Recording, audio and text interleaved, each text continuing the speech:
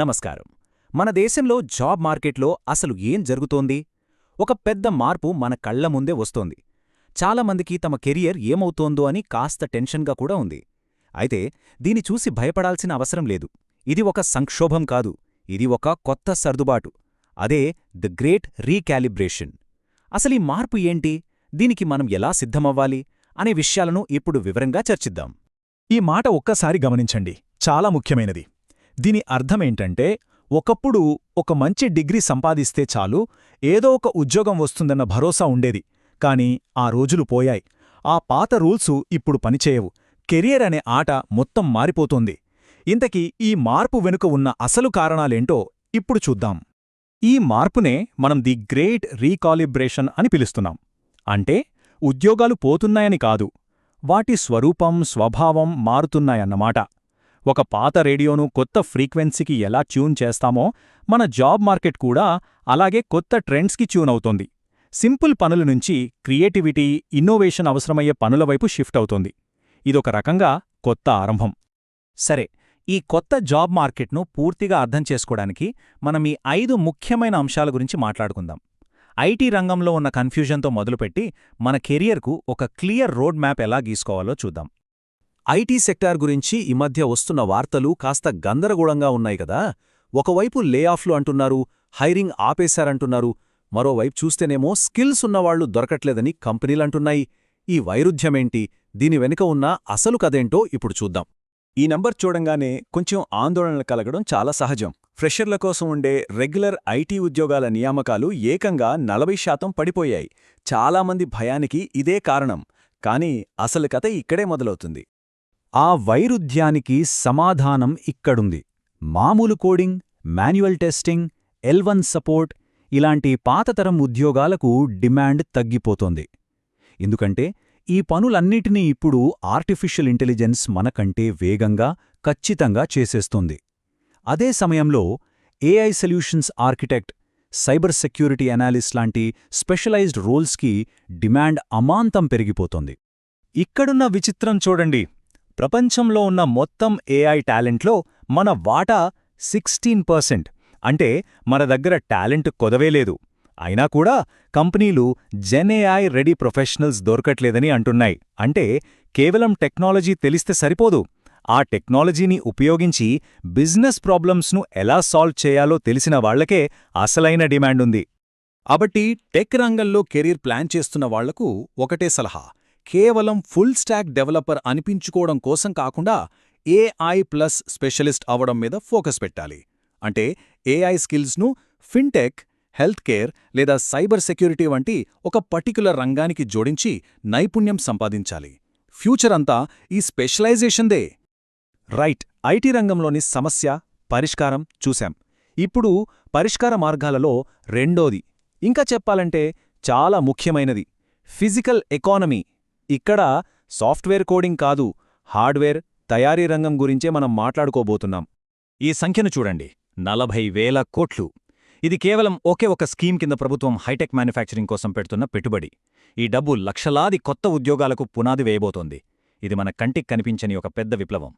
ఊహించండి, కేవలం ఎలక్ట్రానిక్స్ రంగంలోనే 2030 నాటికి 25 లక్షల కొత్త ఉద్యోగాలు రాబోతున్నాయట.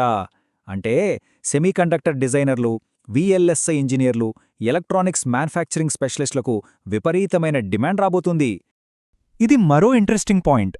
ఒకప్పుడు కొంచెం వెనుకబడ్డాయనుకున్న మైనింగ్, ఎనర్జీ, స్టీల్ వంటి కోర్ ఇంజనీరింగ్ రంగాలు ఇప్పుడు మళ్లీ పుంజుకుంటున్నాయి. 2026 నాటికి రాబోయే మొత్తం కొత్త ఉద్యోగాలలో 20% ఈ రంగాల నుంచే వస్తాయని అంచనా. సో మెకానికల్, ఎలక్ట్రికల్, సివిల్ ఇంజనీర్లు, ఇది మీ టైం. ఇకపై కోడింగ్ నేర్చుకుంటేనే ఉద్యోగమొస్తుందేమో అని సర్దుకుపోవాల్సిన అవసరం లేదు. స్మార్ట్ మ్యానుఫ్యాక్చరింగ్, ఎలక్ట్రిక్ వాహనాల పరిశ్రమ వంటి రంగాలలో మీ కోర్ స్కిల్స్కే ఇప్పుడు అస్సలైన డిమాండుంది. అంతేకాదు, ఐటీ కన్నా మంచి శాలరీ ప్యాకేజీలు కూడా ఉన్నాయి. ఐటీ, మ్యానుఫ్యాక్చరింగ్ మాత్రమే కాదు, మనం పెద్దగా పట్టించుకొని కొన్ని రంగాలు కూడా ఉన్నాయి. ఇవి దాగి ఉన్న నిధుల లాంటివి. చాలా స్థిరమైన, పెద్ద ఎత్తున ఉద్యోగ అవకాశాలను అందిస్తున్నాయి.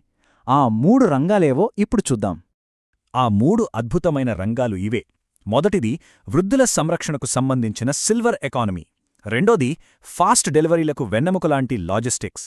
మూడోది సృజనాత్మకతకు పెద్దపీట వేసే ఆరెంజ్ ఎకానమీ. ముందుగా సిల్వర్ ఎకానమీ అంటే వృద్ధుల సంరక్షణ అన్నమాట. ఈ రంగంలో టెక్నాలజీ ఒక సహాయకారి మాత్రమే. అసలైన బలం మనిషిలోని సానుభూతి, సేవ చేసే గుణం. ఈ ఎమోషన్ని ఏ ఆర్టిఫిషియల్ ఇంటెలిజెన్స్ రీప్లేస్ చెయ్యలేదు.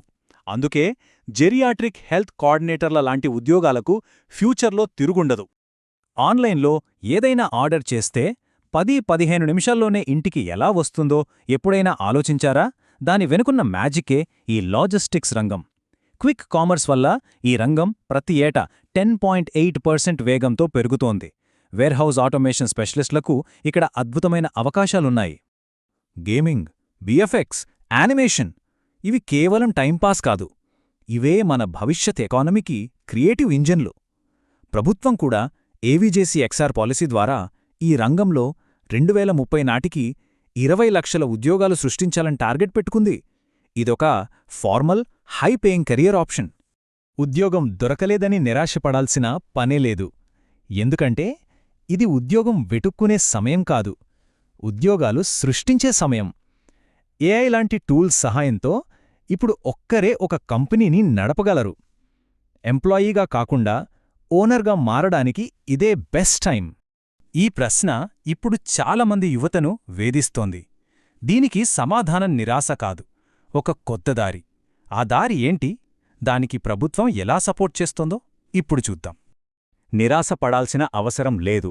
ఎందుకంటే ప్రభుత్వం ఒక పవర్ఫుల్ టూల్ కిట్ను అందిస్తోంది.